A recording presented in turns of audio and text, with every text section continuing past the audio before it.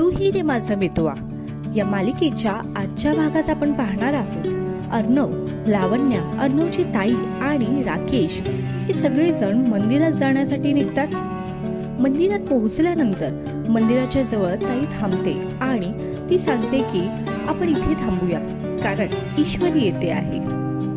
तेव्हा अर्णव चकित होऊन त्याच्या ताईकडे बघू लागतो।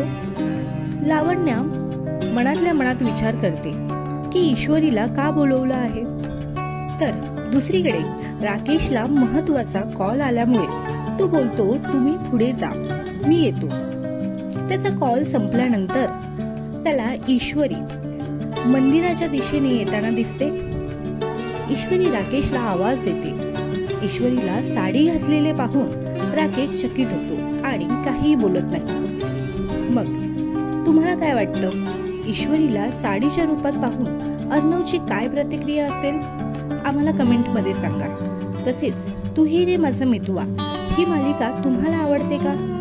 मालिकेतील अर्णव ईश्वरीची जोडी तुम्हाला कशी वाटते आम्हाला कमेंट करून सांगा।